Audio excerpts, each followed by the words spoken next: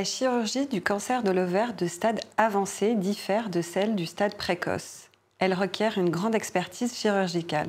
Pour nous en parler, je reçois le professeur Libéral. Il est chirurgien oncologue à l'Institut Jules Bordet en Belgique. Professeur Libéral, bonjour. Bonjour. Qu'appelle-t-on un cancer de l'ovaire avancé? Alors, un cancer de l'ovaire avancé, c'est un cancer où les cellules tumorales, qui normalement sont enclavées au sein de l'ovaire, vont se propager en dehors de l'ovaire. Et là, on a deux possibilités. Soit une propagation des cellules au niveau de la cavité abdominale. Et donc, vous savez qu'au sein de la cavité abdominale, on a pas mal d'organes, l'intestin grêle, le côlon, le foie, la rate par exemple. Et tous ces organes sont recouverts d'un feuillet qu'on appelle le péritoine. Et malheureusement, ce feuillet est très souvent touché par les cellules tumorales qui vont se développer, qui vont former des métastases péritonéales. D'un autre côté, l'autre possibilité de dissémination, c'est la voie lymphatique. Et à ce moment-là, les cellules tumorales vont disséminer au sein des ganglions, au niveau du pelvis ou parfois au niveau lombo-aortique, c'est-à-dire à côté des gros vaisseaux au sein de la cavité abdominale. Donc ces stades avancés, on les appelle aussi les stades 3 ou les stades 4. On ne va pas rentrer dans des détails trop techniques, mais de stade 3A à stade 3C, en fonction du type de dissémination, que ce soit ganglionnaire ou péritonéale, et en fonction aussi de la taille des nodules péritonéaux. Et puis on a le stade 4. Alors attention, parce que ça peut faire peur un stade 4, parce que les patients en général sont assez au courant du fait qu'un stade 4, quand on parle de stade 4, c'est un stade très grave avec des métastases. Or, ce qu'il faut savoir, particulièrement dans le cancer de l'ovaire, c'est qu'on peut avoir le stade 4A, c'est-à-dire que c'est un stade où on a une maladie localement avancée au niveau de l'abdomen, avec un épanchement pleural. Et ces patientes, au fait, ont quasi le même pronostic que les patientes avec un stade 3C. Donc là, il faut vraiment, si on parle de stade 4A avec les patients, déjà un petit peu les rassurer en sachant qu'on a un très beau taux de réponse au niveau de ce liquide qui est contaminé par les cellules tumorales et qu'on a quand même une chance de guérison aussi, même si on parle de stade 4. Comment fonctionne la chirurgie dans le cadre d'un cancer de l'ovaire avancé? Le principe, c'est que dans le cadre d'un cancer ovarien avancé, on réalise dans un premier temps la même chirurgie qu'on réaliserait dans un cancer précoce. Mais en plus de cela, justement, là où on a des cellules qui se sont attachées au péritoine et vont former des métastases péritonéales, cette métastase, on doit également les enlever. Et donc, on est mené à faire des gestes de péritonectomie. Et le péritoine, c'est très large. Donc, comme je vous ai dit, ça recouvre l'entièreté de la cavité abdominale. Donc, ça peut être le péritoine autour du foie, sur le foie, autour de la rate, autour des intestins. Et donc, par exemple, très fréquemment, le péritoine qui se trouve devant le côlon et le rectum est touché. Et on est mené à devoir faire des résections dans plus de 50% des cas d'une partie du côlon et du rectum. L'objectif étant de vraiment réaliser l'exérèse de l'entièreté de la maladie visible. C'est vraiment très très très important parce que ça va avoir un impact sur le pronostic des patients. Donc ça a vraiment été bien démontré dans les études cliniques. Est-ce que la stomie, elle est obligatoire? Alors, bien heureusement, effectivement, on peut être de temps en temps mené à faire une stomie. Le plus souvent, c'est une iléostomie de protection, on appelle ça. En fait, ce n'est pas une obligation de le faire, mais pour les patientes chez qui on va réaliser une résection colorectale, on a parfois des risques de complications. Et donc, pour diminuer ce risque de complications, on peut être mené à mettre cet intestin à la peau pour une période souvent de 4 à 5 semaines, le temps justement que cette cicatrice se fasse bien.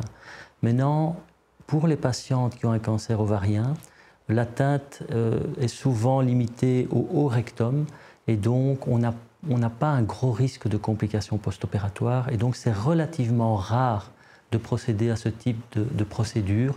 Mais toutefois, chez les patientes qui ont une anatomie parfois un petit peu particulière et où on n'a pas l'occasion de laisser une partie du rectum, donc le rectum c'est vraiment le réservoir intestinal, à ce moment-là, si la suture est très basse, gros risque de complications et on préfère, pour protéger le patient finalement de ces complications, procéder à la mise en place d'une iléostomie provisoire.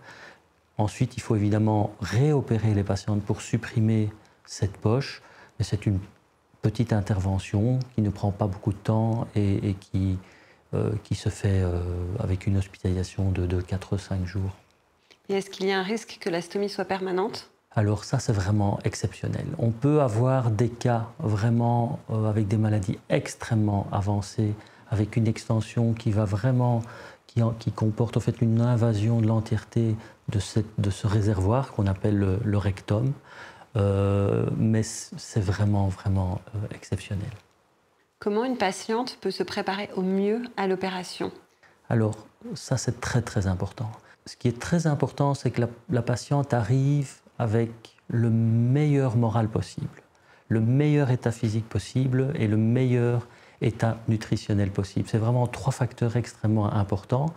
Comme vous le savez, beaucoup de ces patientes qui ont une maladie avancée vont recevoir avant la chirurgie une chimiothérapie, le plus souvent 3 ou 4 cycles, qui vont déjà altérer un petit peu l'état général de la patiente. Parfois, cet état général est déjà altéré au début de la maladie. Donc, on se trouve vraiment face à des patientes fragiles. Et ces patientes fragiles vont devoir subir, entre guillemets, une intervention qui est quand même assez lourde, notamment si on a de la maladie qui se trouve un petit peu partout au niveau de l'abdomen, avec des gestes chirurgicaux, comme je l'ai dit, où on peut être mené à retirer un bout de côlon ou retirer un bout de côlon et de rectum, et donc avec des risques de complications. Et donc, pour diminuer ce risque de complications, il faut que la patiente soit vraiment en bon état physique et en bon état nutritionnel. Donc, qu'est-ce qu'on va leur dire? On va essayer d'abord de les motiver au niveau du moral, leur dire vraiment qu'il faut qu'elles tiennent le coup, que c'est une procédure qui est un peu lourde, que c'est dur à supporter, mais que ça en vaut vraiment la peine parce que c'est très important dans la prise en charge du traitement du cancer ovarien. La deuxième chose, comme je l'ai dit, c'est essayer de sortir un maximum, d'aller marcher dans la... Il ne faut pas faire 50 km par jour, mais essayer de sortir, marcher, prendre l'air pour avoir le maximum de souffle, parce que ce souffle va être un peu, après l'intervention chirurgicale, on peut avoir une réaction, avoir un petit peu de liquide qui se met autour du poumon, qu'on appelle un épanchement. C'est tout à fait normal, c'est pas grave, mais ça va provoquer un essoufflement des patientes. Et donc, au mieux elles arrivent physiquement, au mieux elles vont se sentir après l'intervention chirurgicale. Le troisième point, c'est le point nutritionnel. De nouveau, ça a vraiment été démontré que la nutrition est très importante pour diminuer le risque de complications post-opératoires. Donc, ce qu'on va leur suggérer, c'est d'essayer au minimum stabiliser leur poids et, si possible, de prendre du poids, d'essayer de vraiment récupérer des forces. Parce que quoi qu'on fasse, après l'intervention chirurgicale, c'est un des effets secondaires, on va dire, de la chirurgie, c'est qu'elles vont perdre quelques kilos. Et souvent, les kilos qu'elles vont perdre, c'est des bons kilos, c'est-à-dire c'est du muscle. Et donc, ça va encore affaiblir le patient également en post-opératoire. Donc, c'est vraiment les 3 points clés. Le moral, la nutrition et l'état physique. C'est vraiment sur ces 3 facteurs-là qu'on va essayer d'agir. Et à contrario, pourriez-vous nous décrire le post-opératoire? Comment se passe le réveil, les jours qui suivent et puis sur du plus long terme? Tout à fait. Donc, je dirais le point principal en post-opératoire, c'est évidemment ce qu'on voit avec toutes les interventions chirurgicales. Comme il y a une cicatrice qui est quand même assez large pour pouvoir accéder à tous les organes intra-abdominaux, c'est la douleur.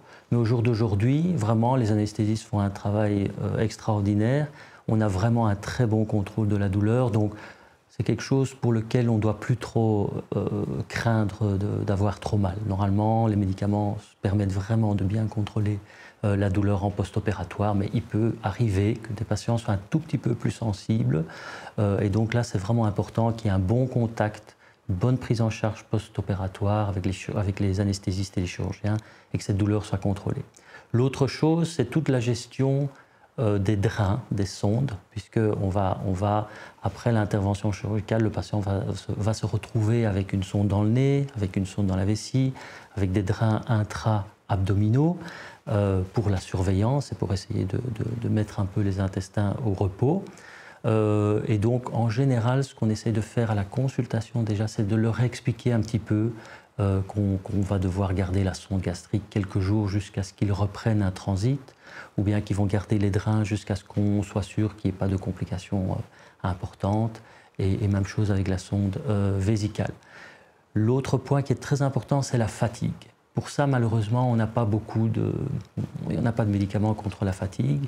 Et donc ça, il faut en tenir compte. On va dire aux patients de bien se reposer, mais de nouveau, il ne faut pas trop se reposer. C'est-à-dire qu'il faut essayer le plus vite possible. C'est vraiment actuellement ce qu'on essaye de faire. C'est la réhabilitation précoce. Et donc on va essayer quand même de les stimuler à se mobiliser, à aller au fauteuil, à faire des pas dans le couloir avec le kinésithérapeute pour essayer de vraiment le faire travailler les muscles et un petit peu dynamiser le patient. Et puis, après 3 semaines, je dirais, le patient se sent vraiment de mieux en mieux. Il retrouve son état tout à fait normal, il se réalimente quasi normal, son poids commence à se stabiliser. Et donc là, je dirais, si le moral est bon, le patient sent que, voilà, qu'il sort tout doucement des conséquences de son intervention chirurgicale. Est-il possible de préserver la fertilité dans le cadre d'un cancer de l'ovaire avancé ? Alors, il existe effectivement pas mal de méthodes permettant de préserver la fertilité, comme par exemple la cryopréservation, après prélèvement ovarien par exemple. Le seul souci, c'est que quand on est face à un cancer ovarien avancé, on a très souvent une contamination par des cellules tumorales de ce fameux péritoine, donc de cette couche qui recouvre l'entièreté des organes intra-abdominaux. Et l'ovaire est recouvert également par ce péritoine. Et donc on a une potentielle contamination. Et donc on ne peut pas, dans ce cadre-là, réaliser de prélèvement. Donc malheureusement, il n'existe pas de technique de préservation pour les patientes qui présentent un cancer avancé, c'est-à-dire un stade 3 ou un stade 4. Professeur Libéral, que diriez-vous à une femme qui s'apprête à être opérée d'un cancer des ovaires avancés ? Oui, ça c'est une question très très importante. À nouveau, je dirais que c'est tout à fait normal d'appréhender la chirurgie, parce que c'est une chirurgie qui peut être lourde, qui va avoir des implications sur l'état général de la patiente, qui, comme je l'ai déjà dit, est déjà un petit peu altérée au niveau général à cause non seulement de sa maladie, mais également à cause du fait qu'elle a reçu déjà plusieurs cures de chimiothérapie. Le deuxième point, c'est d'essayer de la rassurer en lui disant que si elle est prise dans un centre qui a l'habitude et qui prend en charge ce type de pathologie, c'est une sorte de routine. Donc elle ne doit pas être trop angoissée. On a l'habitude de gérer les patientes. C'est une chirurgie dont on a l'habitude aussi. Et même s'il y a des complications, on sait prendre en charge. Donc on essaye vraiment de rassurer les patients de ce point de vue-là.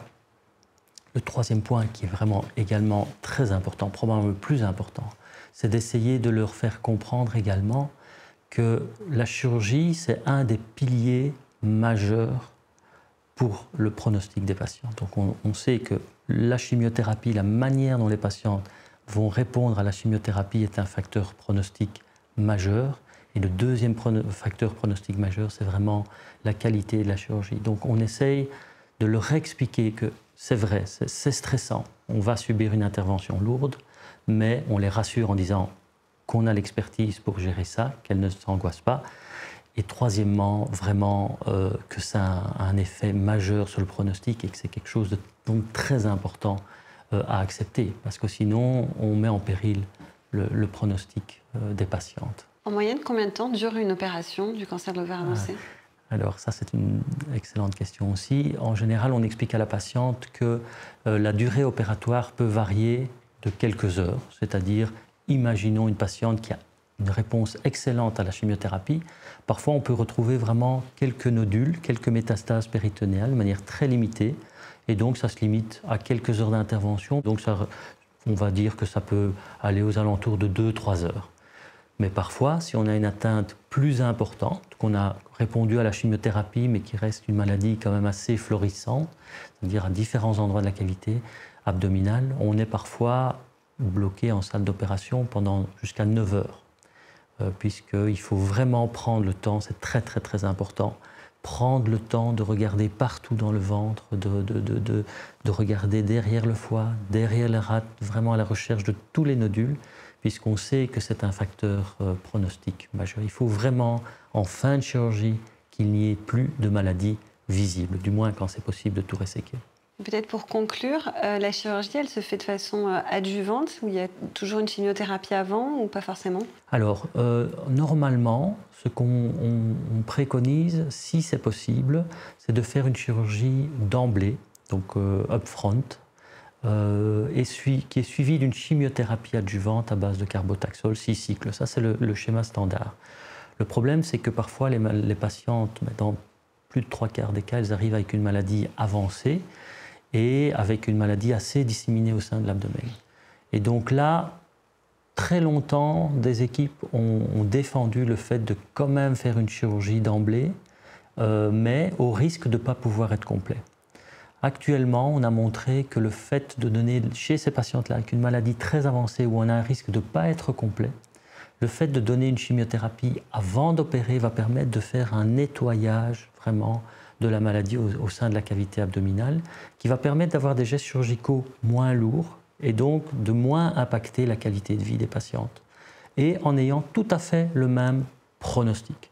Donc à l'heure actuelle, si la maladie est une maladie avancée mais relativement pas trop importante, alors on va réaliser une chirurgie d'emblée suivie de 6 cures de chimiothérapie adjuvante.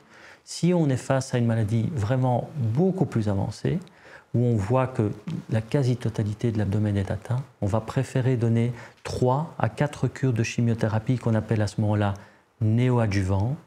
Et ensuite, on va faire une chirurgie d'intervalle où on va réaliser l'exérèse de tout ce qui reste en fait, après la chimiothérapie, qui sera suivie ensuite pour compléter les 6 cycles. Si on a donné 3 cycles, on complétera encore avec 3 cycles.